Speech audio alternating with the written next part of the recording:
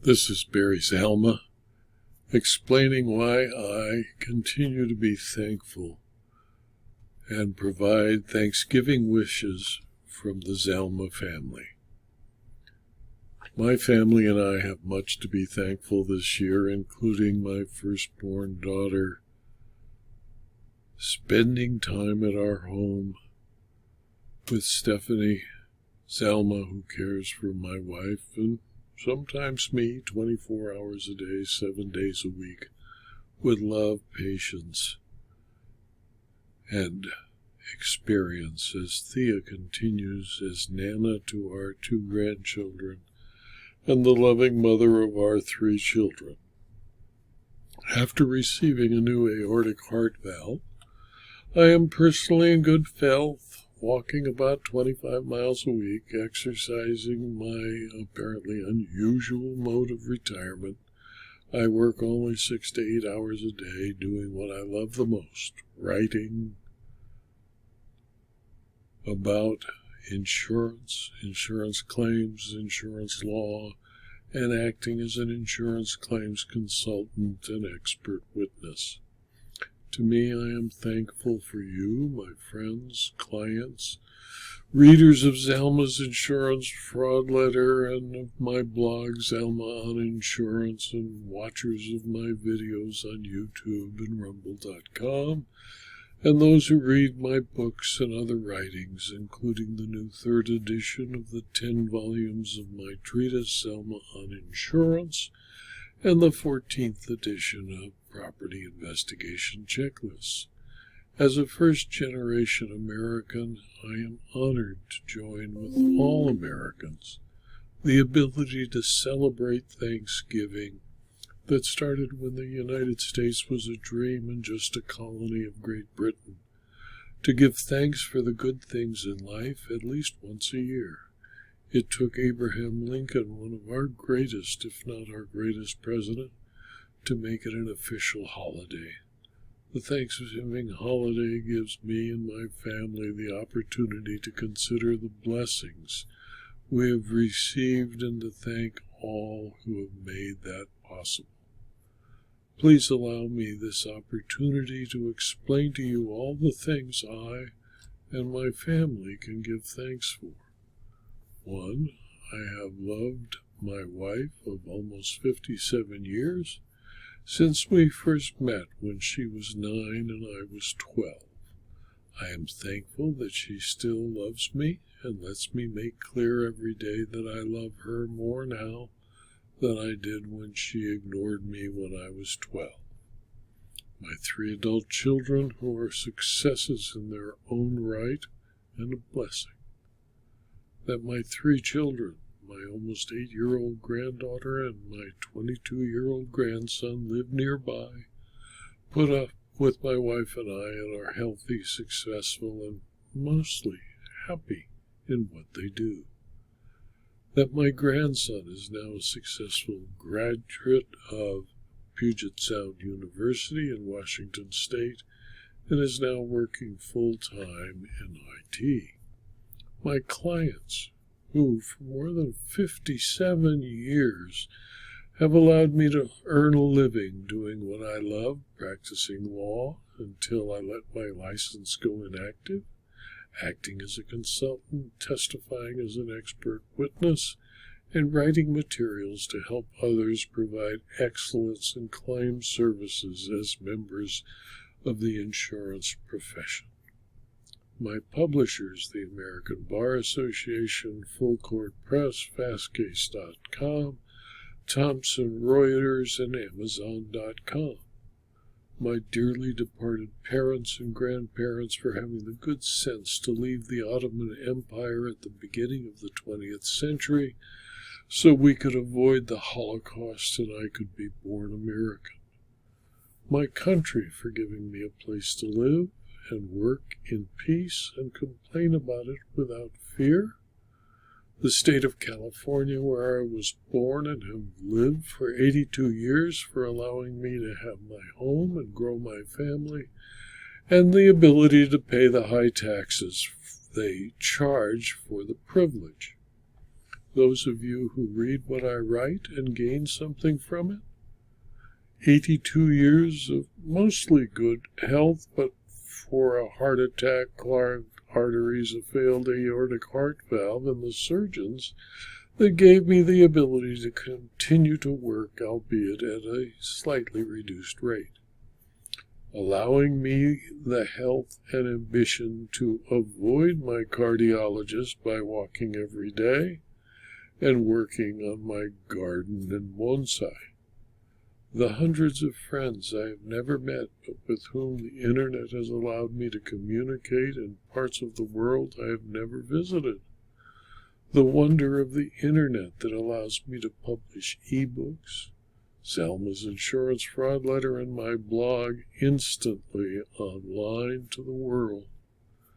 That my family can get together to express our thanks for each other and our happiness this year again, without a need for anything but enjoying each other's company. And finally, that most of you who I know only by my publications can also gather with your families to express your thanks. When I enlisted in the United States Army in 1964, I volunteered ostensibly to avoid the draft and to serve anywhere in the world.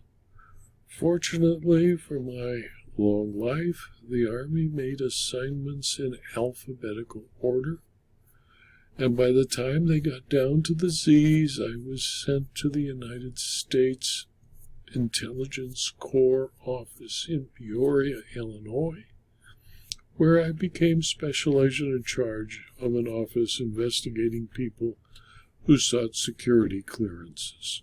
I was trained to be an investigator by the Army and enjoyed every minute of the job, even though it was far from home. Until the Army, I had never seen a river without a concrete bottom, only to see the mighty Mississippi as my first real river. I had never seen snow in person, other than in the distance on mountains, only to find myself shoveling the snow off the driveway in the small half of a house I rented from an old couple retired from Caterpillar Tractor who could not do it themselves. My investigative assignments required me to travel throughout central Illinois from Iowa to the Indiana border. I stopped at courthouses along the way, all of which had signs that Abraham Lincoln had practiced law there.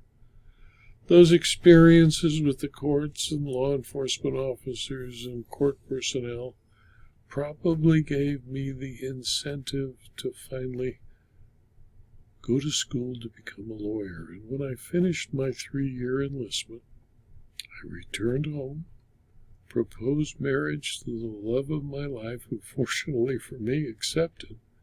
I began the study of law at night and found my first real job where I could use the skills I learned in the Army. I was hired as a claims trainee at the Fireman's Fund American Insurance Company, now part of Allianz, who spent the time to train me to be a claims adjuster. The training was, unlike modern insurers, thorough. I was required to read a treatise on insurance and insurance claims handling.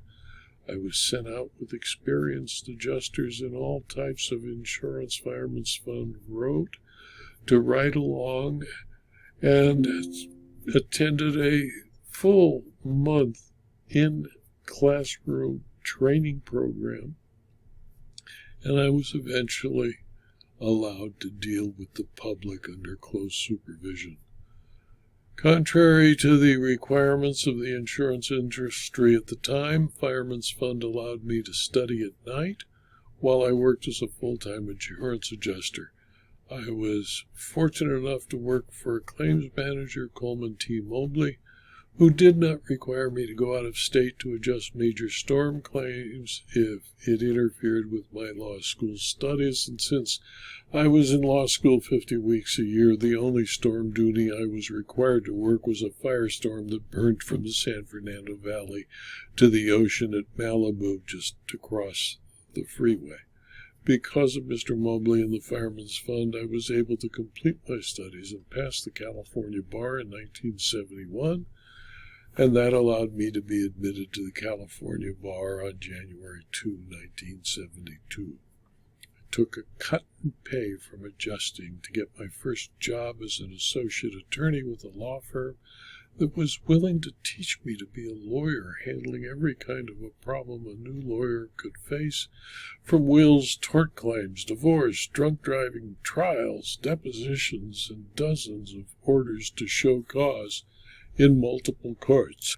In 1979, I decided it was time to be my own boss, and I started a law firm called Barry Zalma, Inc., with a secretary who came from my last law firm, and brought an IBM Selectric typewriter with her into a small windowless office. I had obtained a line of credit from a bank that I hoped would carry me until the practice started, since the only case I had was my sister's rear ender.